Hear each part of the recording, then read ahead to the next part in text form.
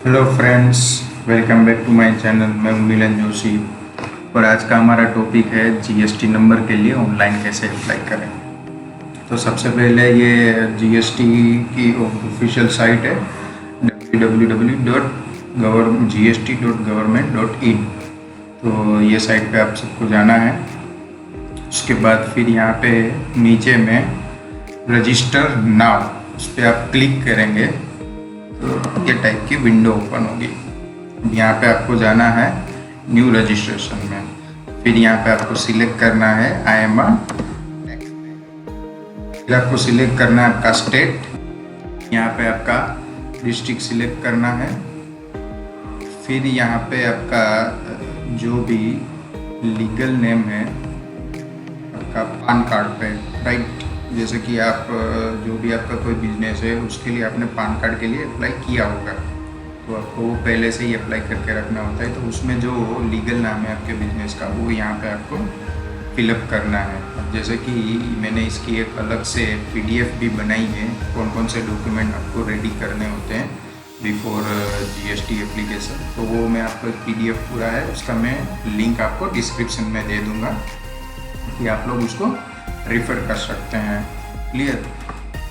फिर उसके बाद फिर आपका उस जो परमानेंट अकाउंट नंबर है वो फिलअप करना है और यहाँ पे आपका वैलिड ईमेल एड्रेस और मोबाइल नंबर ये आपको केयरफुली एंटर करना है, बिकॉज जो भी आपका फ्यूचर का जो भी कम्युनिकेशन है वो सारा ही आपको ईमेल पे और मोबाइल जो आपका मैसेज वगैरह आपको मोबाइल नंबर पे आएगा। दोस्तों ये इसमें एक्चुअली क्या है कि जैसे ये मेरे केस में ऑलरेडी मैंने जीएसटी के लिए अप्लाई करके रखा है, राइट। तो इसमें मैं अपना वैलिड ईमेल एड्रेस और ये नंबर अभी फ़िलहाल नहीं दे सकता क्योंकि ये सब लीगल डॉक्यूमेंट के लिए हम अप्लाई कर रहे हैं। तो फिर मैंने सोचा कि तो मैं आप सबको कैसे समझाऊं। तो फिर यही जो गवर्नमेंट की साइट है उसमें ही मैं एक हेल्प डेस्क में गया तो मुझे पता चला कि वहाँ पे एक पूरी पीडीएफ है हाउ टू अप्लाई करके। तो वो पीडीएफ में काफ़ी सारी चीज़ें कंपाइल करके रखी हुई है कि उसमें जैसे कि आपको फिलअप करने में कौन कौन से प्रॉब्लम आते हैं, या तो फिर जैसे आप रिटर्न कैसे फाइल कर सकते हैं, या तो फ्रिक्वेंटली आस्क्ड क्वेश्चन जो भी हो सारा पूरा कंपाइल करके रखा है। तो इसमें जो भी इम्पोर्टेंट चीज़ थी उसका मैंने पूरा एक अलग से क्रॉप करके एक पीडीएफ फाइल बना ली जिसमें मैं आप सबको उसी में समझाऊंगा। बिकॉज इसमें क्या है कि एक बार अप्लाई कर लिया आपका जीएसटी नंबर आ गया, फिर आप बार बार अप्लाई नहीं कर सकते हैं। तो उस केस में मुझे ये सब लीगल है, तो उस केस में मुझे आपको समझाना था, तो मैंने पूरा पीडीएफ अपने से ही बनाया है जो कि मेरा सोर्स ये गवर्नमेंट साइट ही है। तो आपको इजीली समझ में आ जाएगा। मैं इसमें आपको वर्बली भी समझा रहा हूँ और आपको कभी भी इन फ्यूचर उसको पढ़ना है तो मैं उसका भी डिस्क्रिप्शन में एक लिंक दे दूँगा, तो आप उसको पढ़ भी सकते हो। साथ साथ में मेरा वीडियो देख के आप समझ भी सकते हैं कि कौन कौन से कॉलम में क्या क्या चीज़ फिलअप करना है आपको, राइट। तो हम वो पीडीएफ फाइल ओपन कर लेते हैं यहाँ से। तो ये मैंने फाइल पूरी मैंने ही बनाई है, राइट। तो यहाँ पे मैंने स्टेप में सब जितने भी आपको फिलिंग पार्ट्स है वो सारा मैंने स्टेप में बना के रखा है, स्टेप वाइज। तो सबसे पहला पार्ट ए में जैसे मैंने आपको बताया था, ये जो विंडो ओपन हुई थी यहाँ पे स्टेप 2 में बता रहा है न्यू रजिस्ट्रेशन में एम टैक्स पेयर करके आपको सिलेक्ट करना है। फिर आपका स्टेट सिलेक्ट करना है। ये सारा चीज़ जो मैंने आपको बताया था वो ये स्टेप 2 में है। फिर यहाँ पे आपको ये जो कैप्चा है वो डाल के प्रोसीड करना है, राइट। जैसे ही आप प्रोसीड करेंगे तो ये इस टाइप का विंडो ओपन होगा, मोबाइल ओटीपी और ईमेल ओटीपी। जैसे आपने अपना जो नंबर देके रखा था मोबाइल नंबर और ईमेल एड्रेस, उस पर ओटीपी आएगा जनरेट होकर, तो वो ओटीपी आपको यहाँ पे फिलअप करना है। फिलअप करके यहाँ पे आपको प्रोसीड देना है। तो क्या आपका एक टेम्पररी रजिस्ट्रेशन नंबर क्रिएट होगा वो यहाँ पे इस टाइप का। तो ये टेम्पररी रजिस्ट्रेशन नंबर जो यहाँ पे 15 दिन में जो एक्सपायर हो जाएगा, और ये टेम्पररी रजिस्ट्रेशन नंबर आपका ये इस टाइप का होगा। तो ये आपको नोट डाउन करके रखना है। सपोज़ कि अगर आप यहाँ से प्रोसीड नहीं कर पाते हैं या तो समहाउ आप नहीं अप्लाई कर रहे हैं आगे, तो इन फ्यूचर विदिन 15 डेज बाकी का आपका जो भी इंफॉर्मेशन है, बाकी का जो पार्ट बी फिलिंग है वो आप सिर्फ ये TRN नंबर डालेंगे तो कर सकते हैं। वो मैं आपको आगे में बताता हूँ कैसे होगा। जैसे मैंने बताया पार्ट बी आपका यहाँ से शुरू होता है। पार्ट बी जैसे ही शुरू होता है आपका, मैंने जैसे बताया था कि आपको रजिस्ट्रेशन में ही सेम विंडो में जाना है और यहाँ पे आपका सीधा खुलेगा टेम्पररी रेफरेंस नंबर वाला विंडो। तो उसमें आपको क्या करना है, आपने जो वो TRN नंबर मैंने जो बोला था वो आपको यहाँ पे फिलअप करना है। फिर उसके बाद यहाँ पे जो ये कैरेक्टर दिए हैं, कैप्चा दिया है, उसको आपको एंटर करके प्रोसीड करना है। फिर सीधा आपका जो मोबाइल नंबर ऑलरेडी आपने रजिस्टर करके रखा है वो नंबर पे आपका OTP आएगा, राइट। OTP आएगा, जैसे ही आप प्रोसीड करेंगे तो ये आपका ऐसा एक डैशबोर्ड खुलेगा माई सेव्ड एप्लीकेशन में, जिस दिन आपने बनाया था, फोन नंबर और आपका जो एप्लीकेशन डिस्क्रिप्शन है, अप्लाई फॉर न्यू रजिस्ट्रेशन। आपका एक्सपायरी डेट 15 डेज के अंदर होगा। स्टेटस के अभी आपका ड्राफ्ट है, बिकॉज अभी हम अप्लाई कर रहे हैं। फिर आप जैसे ही आप एक्शन पे क्लिक करेंगे तो फिर उसके बाद आपकी ये टैब ओपन होगी, पूरी ये टैब। वो टैब में ये काफ़ी सारे पॉइंट्स दिए हैं जो हमको फिलिंग करने में, इसमें आपको स्टेप बाय स्टेप समझाता हूँ। ये अभी स्टेप 5 है। तो यहाँ पे आपको बिजनेस डिटेल भरनी है। तो यहाँ पे जैसे मैंने आगे बताया था, आपने जैसे ही रजिस्ट्रेशन किया तो जो आपका पान कार्ड है उस पर जो लीगल बिजनेस नेम होगा वो यहाँ पे आ जाए। यहाँ पे आपको ट्रेड डालना है। ट्रेड मतलब आप इस टाइप का बिजनेस करते हैं, जैसे आप ट्रांसपोर्टर हैं, कोई सर्विस प्रोवाइडर है, या तो कोई मैन्युफैक्चरर है, तो वो यहाँ पे आपको टाइप करना है। यहाँ पे कॉन्स्टिट्यूशन ऑफ बिजनेस, ये यहाँ पे आपको अप्रोप्रिएट सिलेक्ट करना है। जैसे कि इसमें लिस्ट पूरा खुलेगा जिसमें आपका पूरा जैसे प्रोप्राइटरशिप है, फिर प्राइवेट लिमिटेड है, फिर पार्टनरशिप है, ये पूरा यहाँ पे लिस्ट आपको दिखेगा ड्रॉप डाउन बॉक्स में, वो वहाँ पे आपको सिलेक्ट करना है, राइट। फिर उसके बाद आपका नेम ऑफ स्टेट तो बाय डिफ़ॉल्ट आ जाएगा, ऑटो फिल्ड हो गया क्योंकि आपने आगे से करके रखा है। फिर आपको डिस्ट्रिक्ट सिलेक्ट करना है।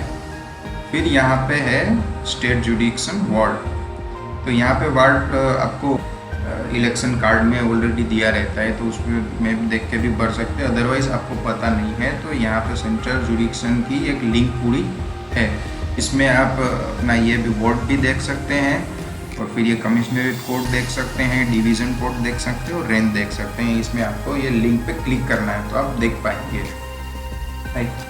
फिर उसके बाद यहाँ पे आपको देखना है कि are you apply for registration as a casual taxpayer. जैसे कैजुअल टैक्स पेयर मतलब इसमें आप आई पे क्लिक करेंगे तो इसका क्राइटेरिया आ जाएगा। कैजुअल टैक्स पेयर मतलब कि क्या है कि ये आपका मेन बिजनेस नहीं है, बट जो टर्नओवर है वो आपका 20 लाख थ्रेशोल्ड लिमिट जो दिया है उसको उसके अबोव है, तो उस केस में आपको ये सिलेक्ट करना है। और फिर है ऑप्शन फॉर कंपनसेशन। ये इसका भी एक इसके ये आई बटन पे आप क्लिक करेंगे तो इसका क्राइटेरिया आ जाएगा। इसका क्राइटेरिया क्या है कि आपका टर्नओवर सपोज की लेस देन 1 करोड़ है तो एक आपको फ्लैट उसके ऊपर आपको एक फ्लैट रेट ही दिया है। जो भी जो गवर्नमेंट ने जो स्लैब डिसाइड किया है उसके अलावा एक फ्लैट रेट भी, जो दूसरा PDF है जो आपका डॉक्यूमेंट वगैरह कौन कौन से चाहिए उसके साथ में मैं ये भी दे दूंगा, ताकि आपको ईजिली पता चल जाए कि आप कंपनसेशन के लिए एलिजिबल है कि नहीं है। उसका एलिजिबिलिटी क्राइटेरिया पूरा मैं आपको उसमें दे दूंगा, राइट। तो इसमें फ़िलहाल अगर अभी आपका 1 करोड़ के ऊपर हो रहा है तो यहाँ पे आपको नो बाय डिफ़ॉल्ट रहेगा, उसको नो ही रहने देना है। फिर है रीज़न टू ऑब्टेन रजिस्ट्रेशन। यहाँ पे एक फिर ड्रॉप डाउन बॉक्स खुलेगा, उसमें काफ़ी सारा चीज़ दिया होगा कि आपका थ्रेशोल्ड लिमिट के ऊपर जा रहा है या तो आप इंटरस्टेट अपना बिजनेस कर रहे हैं, काफ़ी एक चीज़ खुलेगा। तो उसमें आपका अपने केस में जो भी अप्रोप्रिएट चीज़ है उसको आपको सिलेक्ट करना है। मैंने अपने केस में threshold limit, over threshold limit करके एक जो ऑप्शन आ रहा था उसको सिलेक्ट किया था। फिर आपकी यहाँ पे डेट भरनी है, जिस डेट में आप अप्लाई कर रहे हैं दोनों डेट यहाँ पे आपको फिलअप करना है। और अगर आपके पास कोई एग्जिस्टिंग रजिस्ट्रेशन है, राइट, तो यहाँ पे आपको रजिस्ट्रेशन नंबर डालना है, यहाँ पे कौन सा टाइप का रजिस्ट्रेशन है। अगर नहीं है तो फिर यहाँ पे आप 7 कंटिन्यू कर सकते हैं, राइट। फिर आपका स्टेप 6 है, उसमें दूसरा टेब खुलेगा प्रमोटर और पार्टनर डिटेल्स करके। जैसे मैंने यहाँ पे आपको लिस्ट बताया था ये वाला, उसमें ये आपकी दूसरी टेब जो खुल रही है वो है promoter and partner details. Promoter and जैसे कि आप अगर सपोज कि आप प्रोप्राइटरशिप है तो फिर आप सिर्फ आपका ही डिटेल देना है, और से तो इसमें आप मल्टीपल डिटेल भी ऐड कर सकते हैं। सपोज कि यहाँ पे बाय डिफ़ॉल्ट एक पर्सन के लिए यहाँ पे पूरा डिटेल है, तो यहाँ पे उसका name, middle name, last name, फिर उसके फादर का नेम देना है, फिर जो आपका पार्टनर है उसकी birth date, mobile number, email address और यहाँ पे जेंडर सिलेक्ट करना है। फिर है आइडेंटिटी इंफॉर्मेशन। आइडेंटिटी इंफॉर्मेशन में यहाँ पे उसका डेजिग्नेशन और स्टेटस देना है। यहाँ पे आप पार्टनर है या तो प्रोप्राइटर है। और डायरेक्टर आइडेंटिफिकेशन नंबर, यहाँ पे आप आई पे सिलेक्ट करेंगे तो उसका क्राइटेरिया आ जाएगा। ये क्या है, कंपनी और लाइबिलिटी लिमिटेड कंपनी है, उसके लिए यहाँ पे डायरेक्टर आइडेंटिफिकेशन नंबर देना होता है। और यहाँ पे तो are you citizen of India, उसमें आपको यस बाय डिफ़ॉल्ट यस ही आएगा।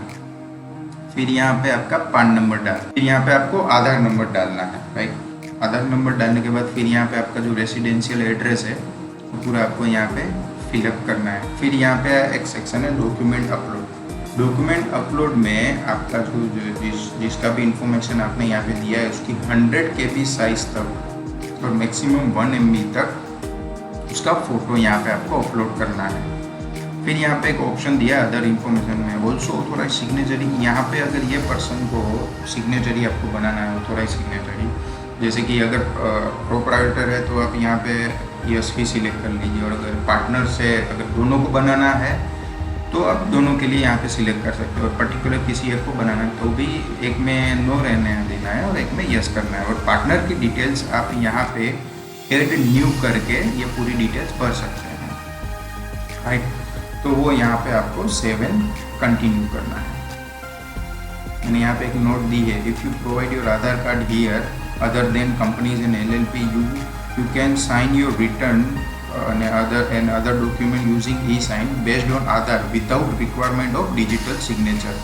Okay, if you are authorized signatory person. यहाँ पे आपका काम काफ़ी आसान हो जाएगा। अभी स्टेप 7 है ऑथोराइज सिग्नेटरी टैब। जैसे मैंने बताया था कि आपकी बिजनेस इंफॉर्मेशन टैब ओपन होगी, फिर आपका पार्टनर की टैब ओपन होगी, फिर उसके बाद ऑथोराइज सिग्नेचरी की टैब ओपन होगी। तो यहाँ पे आपको क्या करना है, प्राइमरी ऑथोराइज सिग्नेचरी पे आप क्लिक करेंगे तो जो आगे की इन्फॉर्मेशन आपने प्रोवाइड की थी वो बाय डिफ़ॉल्ट यहाँ पे फिलअप होके आ जाएगी। और अगर आपने पार्टनर में भी यस किया हुआ है तो उसकी भी इंफॉर्मेशन यहाँ पे आ जाएगी।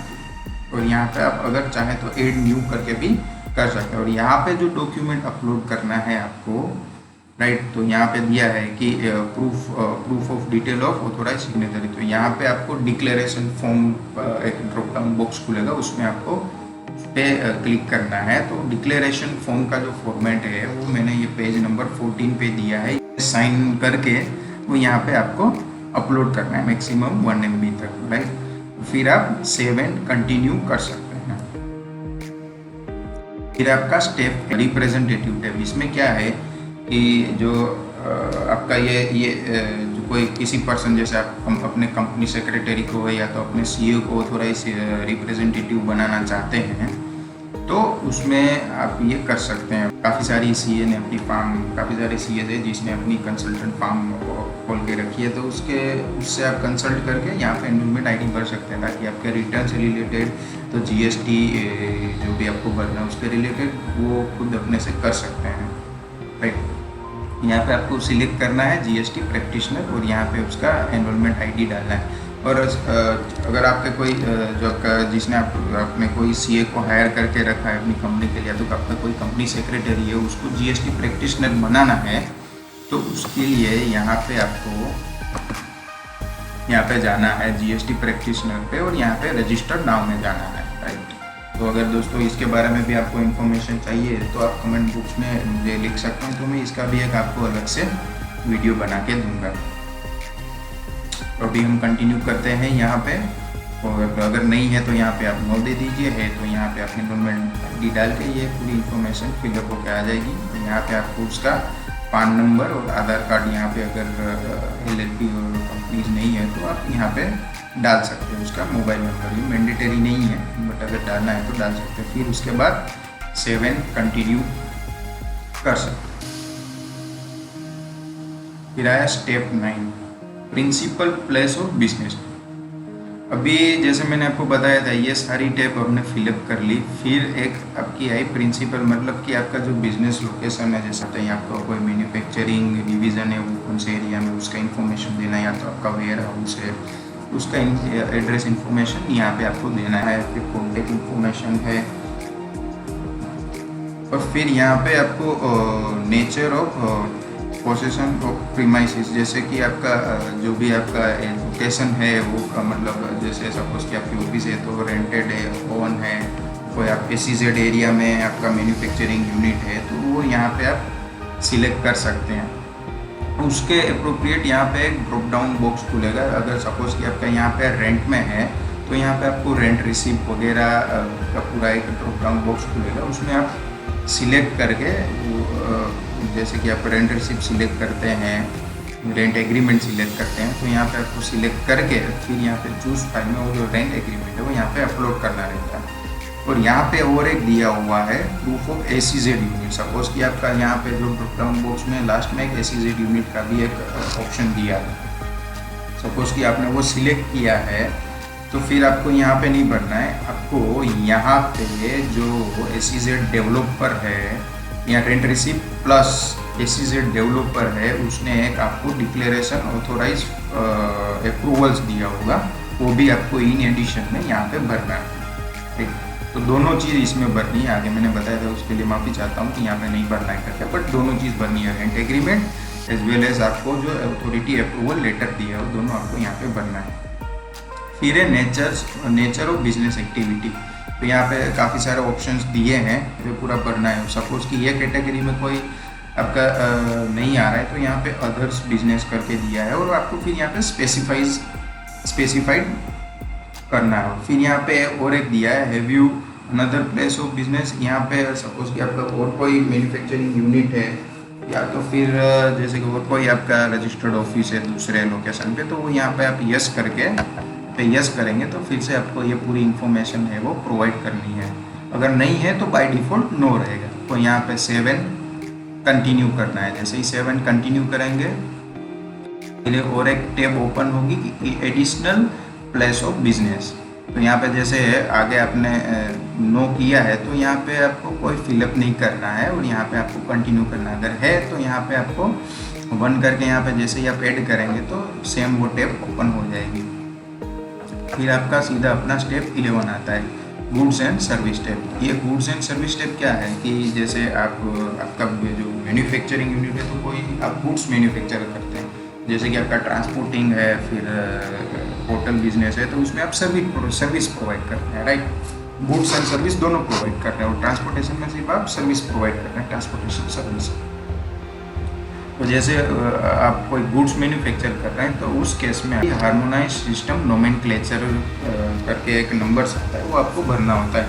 यहाँ पे मैंने उसका क्राइटेरिया दिया हुआ है जो कि आपका टर्नओवर पे है, लास्ट ईयर टर्नओवर पे है, जिसका सपोज कि अप टू 1.5 करोड़ है उसके लिए ये मैंडेटरी नहीं है। जिसका 1.5 करोड़ टू 5 करोड़ तक है उसका फर्स्ट 2 डिजिट मैंडेटरी है, जिसका मोर देन 5 करोड़ है उसके लिए फर्स्ट 4 डिजिट मैंडेटरी है।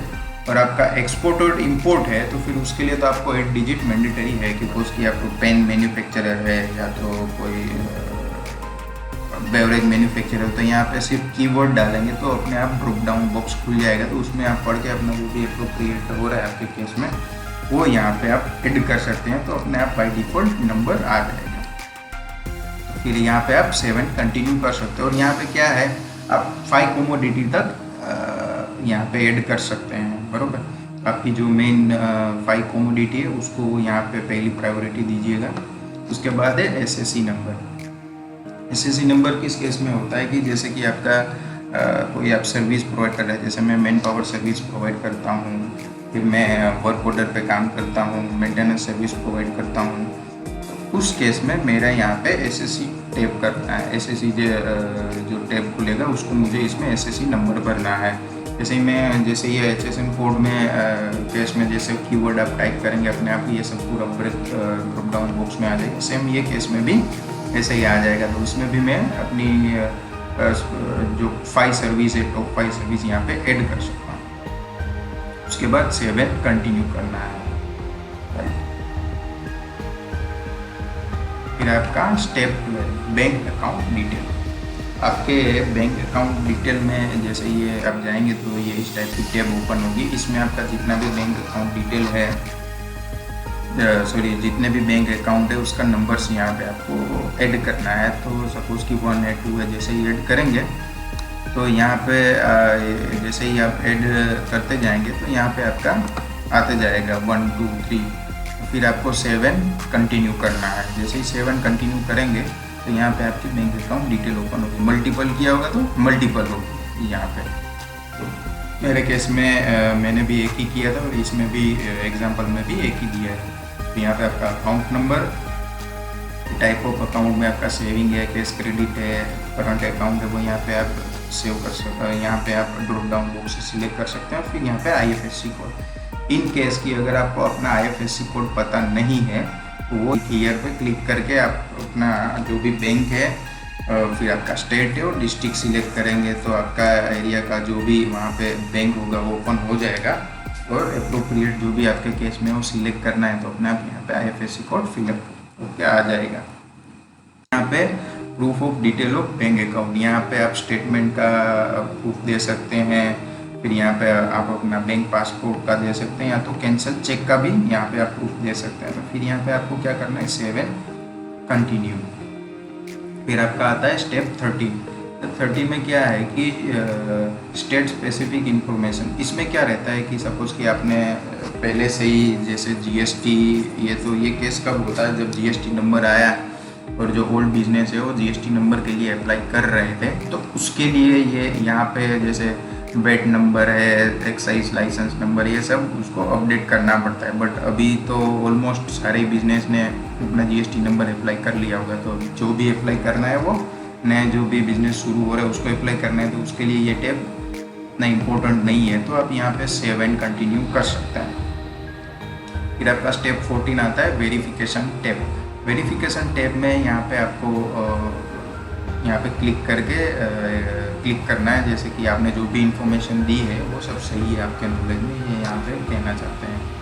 फिर यहाँ पे नेम ऑफ ऑथोराइज सिग्नेटरी, जैसे आपने आगे जिसको बना के रखा है उसमें से यहाँ पे बाय डिफ़ॉल्ट नाम आ जाएगा ड्रॉप डाउन बॉक्स में, उसको आपको सिलेक्ट करना है। फिर प्लेस सिलेक्ट करना है। फिर डेट, तो वही डेट के लिए आप कर रहे हैं अप्लाई।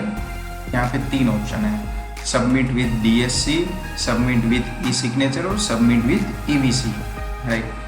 तो यहाँ पे जैसे जो भी कंपनीज एंड LLP जो भी है फार्म्स, उसके लिए यहाँ पे देना है सबमिट विद DSC। और जो सपोज कि आपका आधार नंबर से आप करना चाहते हैं, जैसे कि submit with E signature number होगा, उस पर OTP आएगा, तो वो OTP को आपको एंटर करना है, आपका सबमिट हो जाएगा। और तीसरा है submit with EVC। Submit with EVC में क्या है कि ये सबसे मोस्ट सूटेबल ऑप्शन है। इसमें क्या है, ये केस में क्या हो सकता है, कभी भी आपने आधार कार्ड में दिया है जो नंबर वो चेंज भी हो सकता है या तो इनएक्टिव होगा, और सपोज कि आपने अपडेट करा के नहीं रखा होगा तो वो केस में नहीं हो पाएगा। तो आप एक काम कीजिएगा, सबमिट विद EVC में कीजिएगा। सबमिट विद EVC में करेंगे तो क्या होगा कि आपने जो आगे में रजिस्ट्रेशन में जो नंबर दिया है अपना, वो नंबर पे ही OTP आएगा। तो इस टाइप का OTP यहाँ पे OTP का टैब ओपन होगा। तो जो OTP आपको आया है वो यहाँ पे एंटर करके वैलिडेट OTP करना है, तो आपका एप्लीकेशन पूरा आपका सबमिट हो जाएगा। तो आपको एक एप्लीकेशन रेफरेंस नंबर मिलेगा। तो इन फ्यूचर आपका एप्लीकेशन का स्टेटस आप चेक कर सकते हैं साइट से। आपका ईमेल एड्रेस पे आपको सेंड हो जाएगा और मोबाइल नंबर पे भी आ जाएगा मैसेज में, जो भी नंबर हो। तो दोस्तों और एक चीज़ है, मैं यहाँ पे जैसे मैंने आपको बताया था डिक्लेरेशन फॉर ऑथोराइज सिग्नेटरी, ये पूरा यहाँ पे एक मैंने फॉर्म का फॉर्मेट दिया है। ये लोग आप इसको इसमें सेव करके इसका प्रिंट आउट निकाल के दे सकते हैं। यहाँ पे जो भी इंफॉर्मेशन है, जो भी प्रोप्राइटर है, या तो फिर जैसे कि आपका पार्टनरशिप, ये सबसे ज़्यादा पार्टनरशिप जो भी फार्म है उसके लिए ज़्यादा एप्लीकेबल है। तो यहाँ पे जो भी पार्टनर्स डायरेक्टर्स है उसका नाम, फिर यहाँ पे आपका सिग्नेचर आएगा, फिर जो भी जितने भी आपके पार्टनर्स है वगैरह सबका यहाँ पे नाम, डेजिग्नेशन और सिग्नेचर आएगा।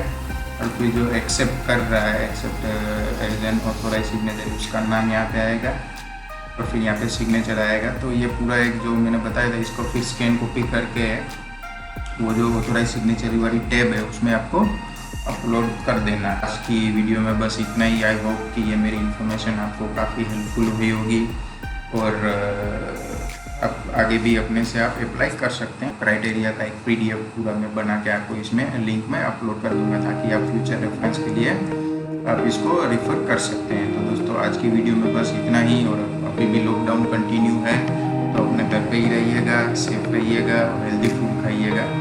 दोस्तों थैंक यू, धन्यवाद, जय हिंद।